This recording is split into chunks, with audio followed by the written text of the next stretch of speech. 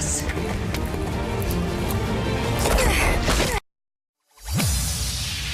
After all is said and done, you never walk, you never run, you're a winner.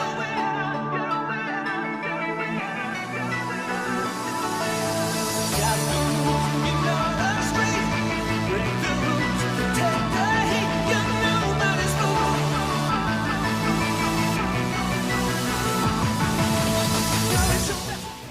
So last night, I saw the last night, and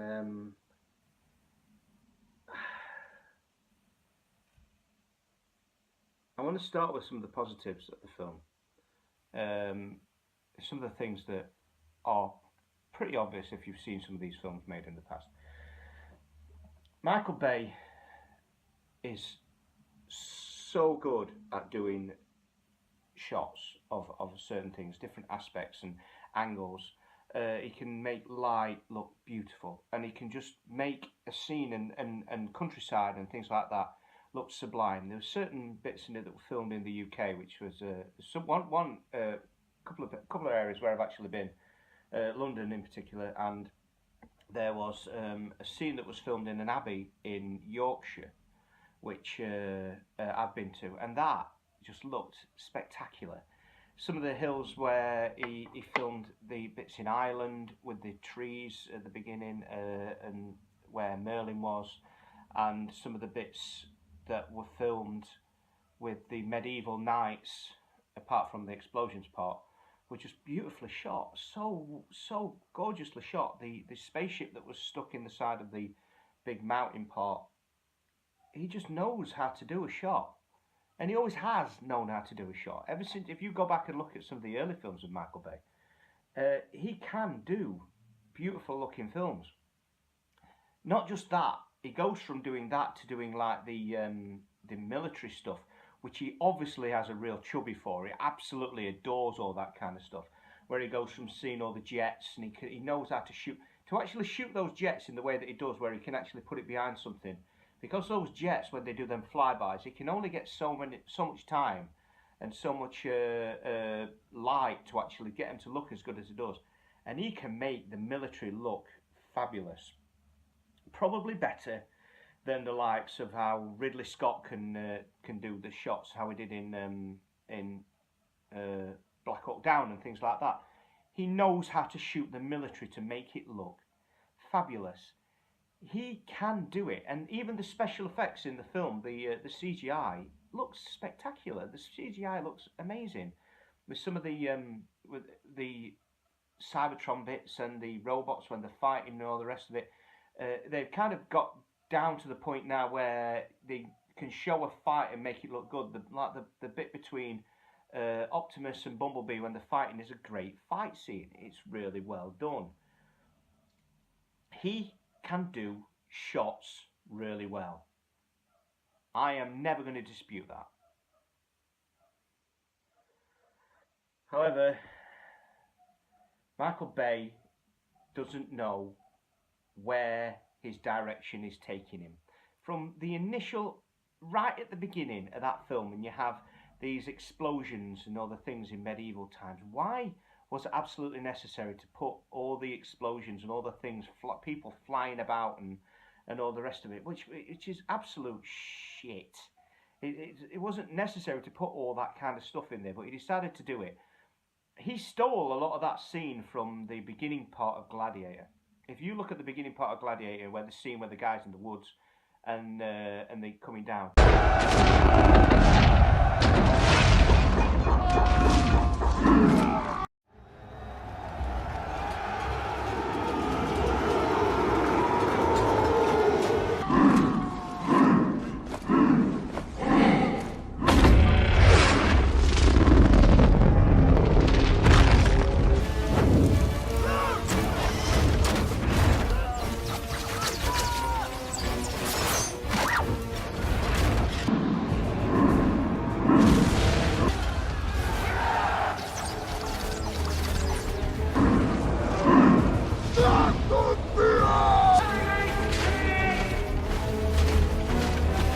Michael Bay's tending to have a stealing scenes from different directors and different films And it's becoming more and more obvious as these Transformer films are going on. Nearly scene for scene, apart from the huge explosions, is very similar to the bit where the Romans are taking on the Germanians, I've forgotten what they're called now, at the beginning of Gladiator. And further through the film, there's aspects where he steals from James Cameron from The Abyss, where the thing rises out of the water. A lot of the shots are nearly shot for shot the same as that. There's bits where he's trying to do the Fast and the Furious kind of how they shoot their kind of films. Now, the thing is with Michael Bay, he knows how to do a car chase scene. He knows how to make a car chase scene exciting. He did it in Bad Boys and Bad Boys 2 and The Rock, all those kind of films. He can do this kind of stuff. So why has he forgotten how to do a car chase scene? The car chase scene that he did through London was so flashy about and going back and forth, angles shooting here, there and everywhere. You had no emotional attachment to other things. There were cars flying about everywhere. You didn't really know what was going on. At some point, the product placement became so ridiculous that that Anthony Hopkins went from being in one car to another car to another car. And I don't know why. I really don't. I'm thinking, why is he in a different car now? He was in like an Aston Martin, and then he changed to this like really flash electric thing, and then he ended up in a McLaren. This is all product placement for these companies that are just wanting to put their car out there. It's so cynical that the fact that the only reason that Hot Rod is that colour, Lamborghini, is that because Lamborghini would only give them that colour car. That's why Hot Rod is that colour. Where Hot Rod should be a red car, Bumblebee should be yellow, Optimus Prime should be red and blue. Megatron should be grey. All these things, fine. What do we do with Hot Rod? Oh, we'll make him black with a bit of red? No. The only reason that's been done is because it's got to the point now where product placement and the advertisement and everything is so key to the making money on these films that they will sell their souls to actually put these things in there. And I'm not saying these cars aren't beautiful. They are beautiful cars. There's some fantastic things, but give me a break, man. It's just too much. It's just too much. The chase scene in that film where it's in London, it makes no sense, and it's not exciting. And what was the point in the end of the day? They got all the way to the Royal Navy thing, and then they got into a submarine, and then the submarine got into the water, and then it's getting so shit now.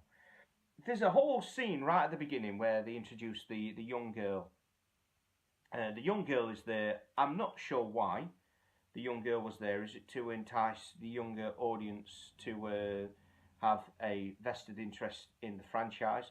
Because she was introduced right at the beginning, just to introduce her character, and then serves no purpose towards the rest of the film. The little squeaks thing at the beginning was introduced to sell toys, and that's it. I know that's what Transformers is all about. It's about selling toys. Or a pointless little stupid character, and it didn't really do anything. It looked like it was going to be a big, major part of the plot, and it wasn't. It ended up being just a little blue thing that shifted about like R2-D2. Like Cogman was essentially a rip-off of C-3PO, and they even bloody say it in the film, which makes me... that's how cynical it is, that they know that they are ripping stuff off, yet they just blatantly come out with it and say it. At the beginning, you've got this thing where they introduce Cade Yeager, where it is Mark Wahlberg's character, who was not exactly the most charismatic in regards to how he portrays the hero of the film.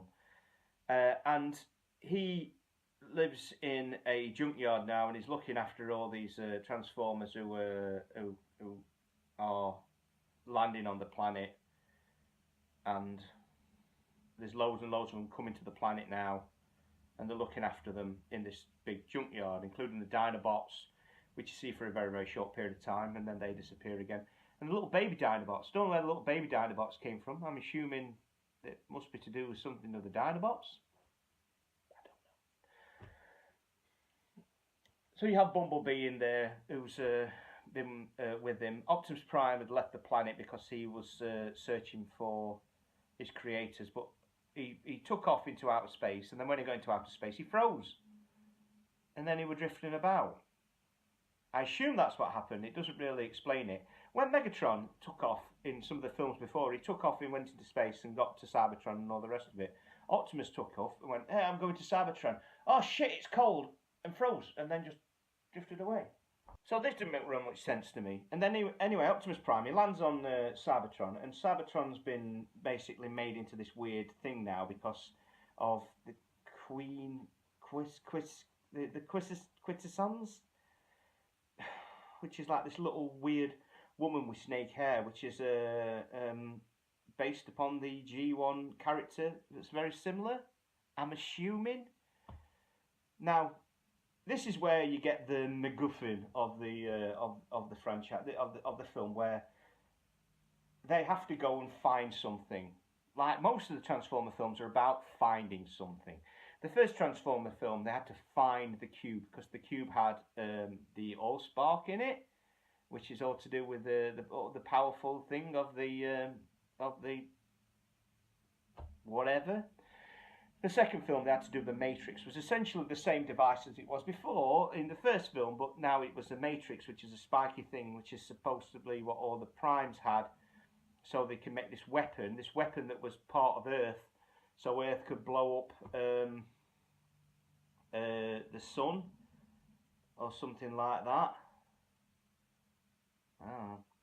The third film was Dark of the Moon, which was not so much about a device of such. Well, it kind of was. It was these devices that went all the way around the world so they can transport all the Cybertronians to Earth, and Cybertron itself was there, apart from when they destroyed a massive section of it, which really okay. So that was all about these like weird device things that Sentinel Prime had, and then they destroyed one of the device things, the main one, and then that stopped the invasion. The fourth one was about a device that they were trying to turn Earth into a kind of robotic Cybertronian thing, and all these creatures, all these Quintessons or whatever they were, came before them and dropped in all these devices into Earth and killed off all the dinosaurs. But then in the new film, it turns out that Earth was never actually Earth. Earth's actually Unicron. And then Unicron's got these things coming out of Earth. So he's took a little bit of the plot that they did for the Transformers Prime series, where Earth is actually Unicron. But the Transformers Prime did it a lot better, and a lot more thought went into why it was done in that way. Now, if you're going to introduce Unicron in a way, you should have done it and had Unicron in the way that the Transformers Prime series was done. That would have been a much better film. That would have been great if you'd have been like a journey to the centre of the Earth kind of thing, and then stopping Unicron from destroying everything. Or even like all the Unicron like things that he made come out of the planet that was done in the Transformers Prime series. That was really well done. But now this new film was about them trying to get a device that makes it so she can channel all the energy that's inside Unicron and rebuild Cybertron. So they put Cybertron next to Earth, which, if you know about gravity, that's not going to end well. It's basically ripping off the crust of the planet. So the planet would be absolutely screwed at this point in time. There'd be no like sunshine and showery days and things like that. The Earth's ecosystem would be shot to shit. Yeah, we don't cover that because physics don't really matter in the Transformers film, do they? So we're trying to get this device, which was given to Merlin, and Merlin used it to control these dragons, and he stopped the other humans. You know, he took sides with humans, but not really knowing the politics of it, and prevented wars with other naughty humans, I think. So Transformers have been helping humans all this time stop things like World War II and certain just wars from forever, for the last 1,600 years, I think it is. The Transformers have been helping humans, I believe. But only the Autobots, not the Decepticons. Yet, if all these governments and everything knew about all this kind of shit, they all forgot about it when the Transformers eventually turned up in the first Transformers film.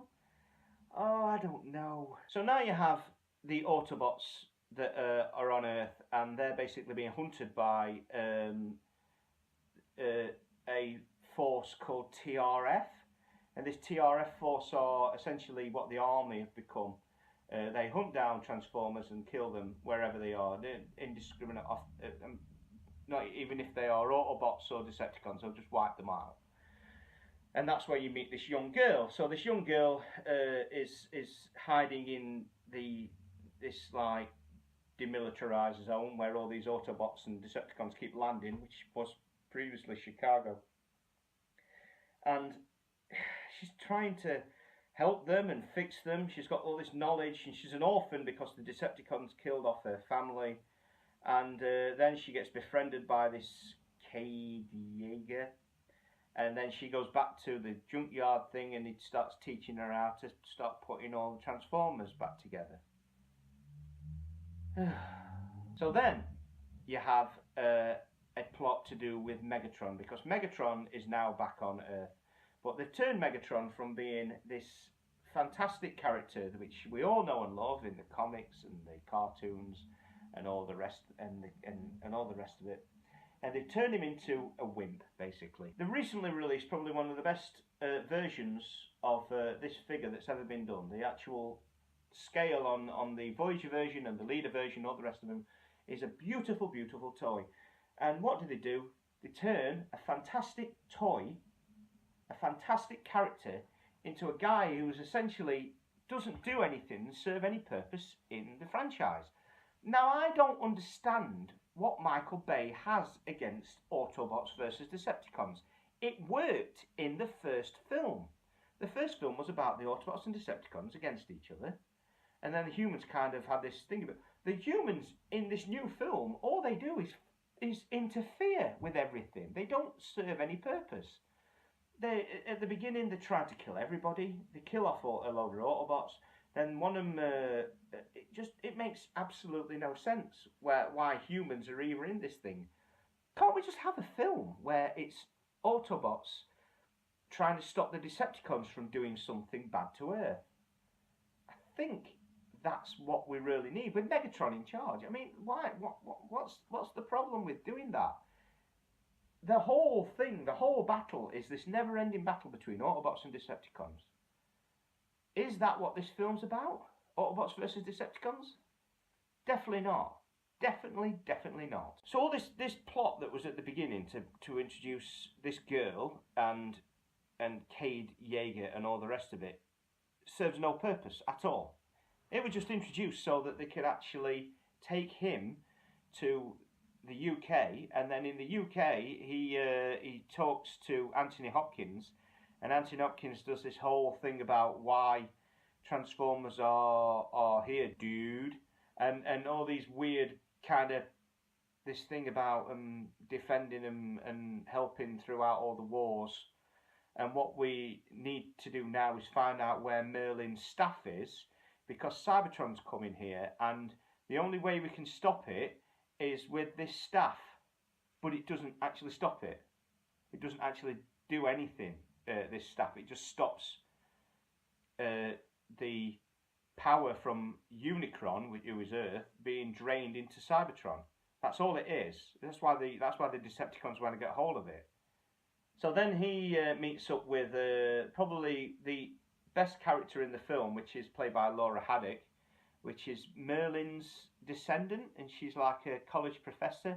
They've made her a bit like Ali does with Michael Bay films by making her all like tarty and having all like made up and push-up bra with boobs hanging out and all the rest of it. But she's a bit sassy, and I quite like that. And I like the, she has probably the best lines in the film, and and some of the best bits in between. But they've still not made her fantastic as a character.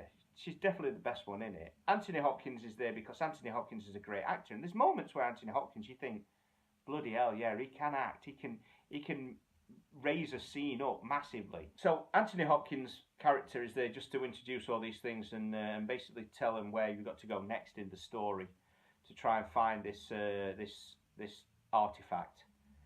And then what they do, they run to a submarine, and then the submarine basically takes them directly there. Takes them all the way there. Now, right, let's examine what an artifact film it could actually be about. If you're trying to find some kind of artifact, you want something that is very, very powerful, and if it falls into the wrong hands, it could bring out the end of the world. For instance, Raiders of the Lost Ark. That's essentially a very similar kind of story. It's a big race against time to actually get this artifact, to get where it needs to go to, and then if it falls into the wrong hands, all these terrible things will happen, but it doesn't. It ends up falling into the right hands, and then it gets put away and disappears forever, that kind of thing. Raiders of the Lost Ark is probably one of the greatest films ever made, and it works perfectly well because the structure is perfect. It has acts and scenes and stages of the film where it has like slow periods where it just builds up to another set piece, and then slow period, set piece, slow period, set piece, and then at the end the set pieces increase until you get at the end a fantastic scene. An absolutely glorious film, and anyone who doesn't think that is an idiot. Michael Bay is doing homages to certain films and certain aspects, and he should really be looking at Raiders of the Lost Ark and thinking, that's how we should be doing it. That's how I should really be doing some kind of artifact kind of film. One where it's going to keep falling into the wrong hands and it keeps going here, there and everywhere. But he doesn't. He doesn't know how to do that. He doesn't know how to create this kind of, this sense of adventure and this sense of race against time. They got into this submarine and it took them there, and then when it got there, they got the artifact, and then they got the artifact, and then it got stolen because the Decepticons turned up. But the Decepticons didn't actually serve any purpose in this whole film. They turned up at the beginning part when they were trying to find that Cade Yeager guy because he had this medallion thing on him, and when they found him, they kind of got battered by the young girl and a few other things. Megatron was bloody useless in this film, and then when they turn up at the end, when they're in this big spaceship thing that has been underwater since God knows when, they end up in some when Cybertron's there, and they end up in this chamber thing, and Megatron's just useless, absolutely useless. What a waste of a character! It's like having such a brilliantly loved, structured character and then just doing nothing with him. So at the end, they have this device, this staff thing that's Merlin, and only Merlin can actually wield it, or one of his descendants. So when she holds it, she commands all these knights, and then these knights can turn into this big dragon thing, and then they attack all the Decepticons, and then the humans get in helicopters and try and land on Cybertron so that they can get the staff back.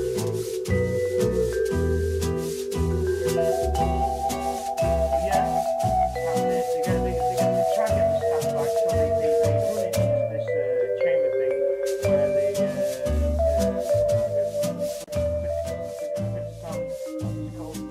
is draining the power from Earth through Stonehenge. Stonehenge is there obviously because Stonehenge, and she's draining all the power and she's taking all the thing, and what they do, they basically gear and paste it. Oh, I forgot about the Bumblebee and Optimus Prime fight, which is basically the same fight which was in Batman vs Superman, and he might as well have said, "Why do you keep saying Martha? because that's basically how it ends. Bumblebee speaks for the first time ever and says that you're my mate. Oh, don't be you're my mate like that, and all of a sudden Prime like goes, yeah, I'm your mate. We're mates, aren't we? We're all mates, aren't we? Why we're fighting? We're all mates, aren't we? So yeah, that's basically how that ended. And then they are on the Cybertron part, and they get the staff back. She grabs hold of the staff and stops all the power going from Unicron to Cybertron, and then they give the Quintesson girl a clip right here, and she vanishes. It looks like the Destroyer, which she kind of vanishes, goes away. Megatron gets his arm blown off again, and then he disappears. He flies out the side like Galvatron did outside of Unicron in the original Transformers movie.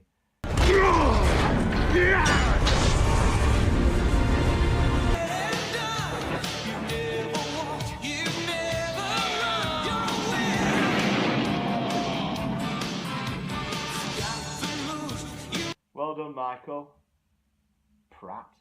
Then it does the usual Michael Bay thing where all the Optimus and Hot Rod and Bumblebee rescue the two humans by slows time down. Optimus grabs them, transforms, and then everything falls onto the floor and Optimus drives out in a scene that looks really good where he drives across these British fields with countryside with haystacks rolled up and all the rest of the Cybertrons falling down around it, and then the film literally ends. It basically goes, yeah, we're gonna have to build this planets back up together, yeah, and then this Earth and Cybertron are here next to each other, like in the same orbit. It can't be good. That cannot be good. I mean, they've just ravaged the shit out of the moon. Cybertron's here, Earth's here. That's not good. That can't end well. So next thing we see is because of all these horns that are poking out of the Earth, because these horns are apparently Unicron's horns. You see the Quintesson woman played by what's her name? Sumit Chan, who was a British girl, really pretty girl, and she is basically saying, "I can tell you how to kill Unicron," to this human guy. So that essentially everything that happened, it didn't really end. The film continues because she's still going to try and do the same thing as before, and that leaves us in a position where do we go from here? But this is the thing with Michael Bay Transformer films. Where it ends isn't necessarily where it picks up in the next 2 years. Where they decided to leave it where humans are really, really good mates with humans. The Autobots are really good mates with humans again because they helped save the world. In the next film, they hate him again and they're outlawing him where they want to destroy him. And that happens over and over again. I don't know why he keeps doing that. It's because he needs some kind of plot-driven thing to make it so that there's some kind of peril for the Autobots. Where if the Autobots were working with the humans, it'd be all right. But maybe the Autobots should just have nothing to do with the humans, and just keep trying to fight the Decepticons. And whenever they do try and fight the Decepticons, the humans just let them get on with it. I mean, where does it go from there? And what do you do in regards to the next film, which is going to be picked up by somebody who's not Michael Bay, who will probably be called Michael Bay, because they still keep making a lot of money out of these films. What do you do? Where do you go from here? Oh, stop it now. Stop. Done. Finished. Let's make this Bumblebee film.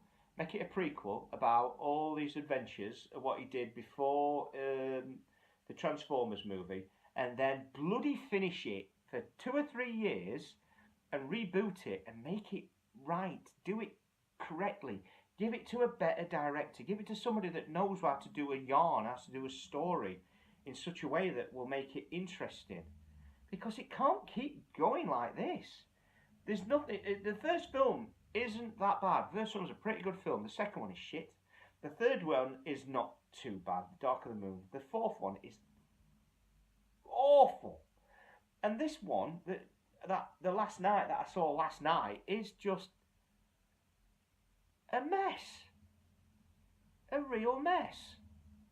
And if anybody says it's not a mess, what's wrong with you? What if I want you to comment below if you think that it was a good film.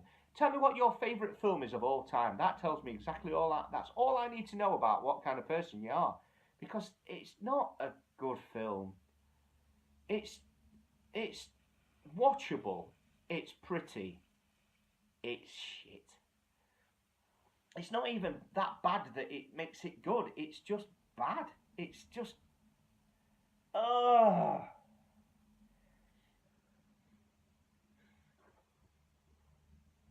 As Transformer fans, I think we deserve better. I really do. I think we deserve to have something that we would enjoy as a film, even if it's a totally Transformer-driven film, one that's based on Cybertron that has no humans in it, or one that's like if you did the origin story of the initial pilot episode of Transformers. And you made that into a film, the More Than Meets the Eye 3 episodes. That's enough plot to drive a decent film if you rebooted it. Because it works really well, and it's all the information that you need to know about the characters. You're introducing the characters all in a certain line, the thing about the eternal war that started on Cybertron, go all the way to Earth, they woke up, the battle started up again. That's it, innit? That's all you need. Please make it end, Michael. Please make it stop. It can't keep going like this. None of the... it's very rare that you find a Transformer fan that actually thinks that these are great, great films. But the most frustrating thing is they make money. So people do like them. People do go and watch them. I didn't want this to be as bad as this because when I was watching it, I thought in parts it's all right. But I watched it last night with my wife, and my wife went, "I'm not getting on with this at all." And she was explaining some bits to me, and I was like, going, "Yeah, I can see that. I can see that." The next one, the Bumblebee film, it can't be any worse than this. But please, Paramount, please do something about it. Try and get somebody who's young and hip and wants to just do a simple story. A simple story would do. It would do the plot a world of good. If you look at all the stories that are out there at the moment, that are ones that are doing well, they're not really contrived, over complicated plots. They're simple plots of starting in one place and getting to another place, and it's quite straightforward. And you could do it with a few characters that you could have down to the basics of the Transformer of 4 characters that are Autobots and 5 or 6 characters that are Decepticons, and you could do it. It would be so easy to do. So let's do that, yeah? Anyway, what's your thoughts on the Transformers the last night that you may have not seen last night, but I saw last night? I'd like to hear what you think of it. Please comment below, and I'll try and answer every single one of them. Anyway, have a good time, be nice to each other, and here's to Bumblebee! See you later.